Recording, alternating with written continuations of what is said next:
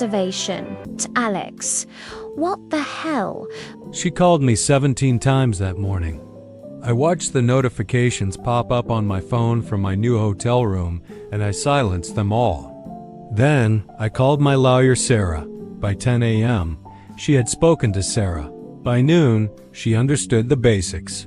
We would sell the house. We would split the liquid assets acquired during the marriage equally as per the law. On paper, it was fair. But Anna had spent 8 years living in a house I had designed. A house whose value had tripled because of the neighborhood I chose, a life funded by a career I built. Fair was an illusion. And that's when the thing I took started to make itself known. It wasn't the house. It wasn't the money. It was the future. See, Mark was a work friend. He was fun for secret coffees and hotel rooms. He was a vacation from the responsibility of a husband who expected things like loyalty and communication. But Mark was not a provider. Mark was a middle manager with a nice car and a mountain of credit card debt.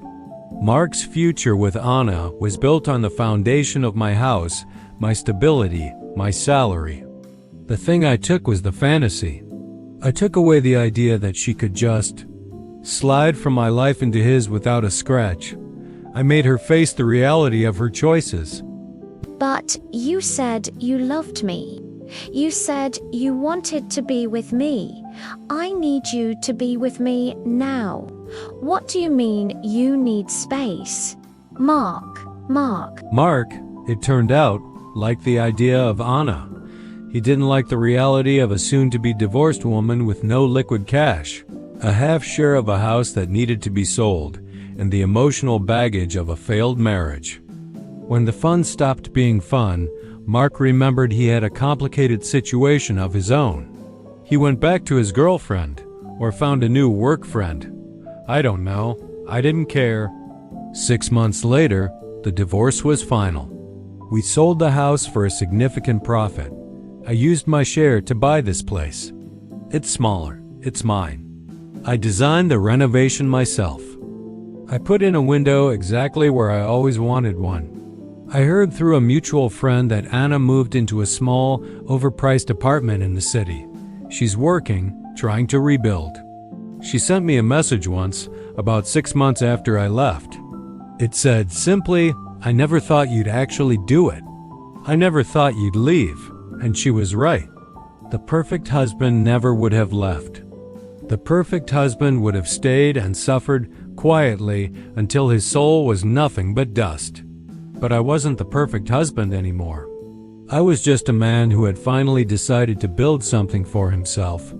People ask me if I took revenge on her. They want to hear that I ruined her life, that she's destitute, that she's miserable. But that's the thing about the patient planner.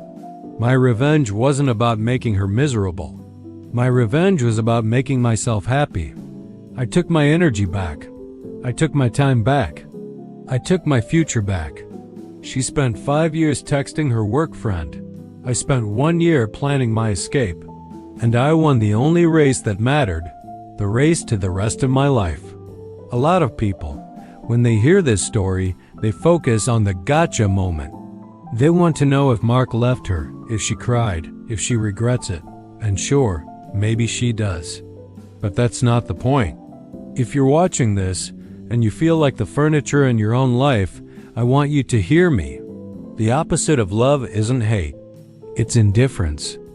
And if you're living with someone who treats you with indifference, who makes you feel invisible, who values a buzz on their phone more than the sound of your voice, you don't need to scream.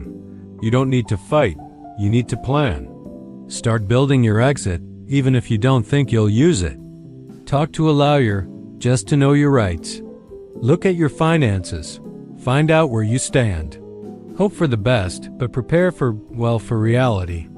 Being a good person doesn't mean being a doormat. Being a good partner doesn't mean accepting crumbs. The night I left, I took something she'd never expect. I took my life back, and you know what? It was the only thing worth taking.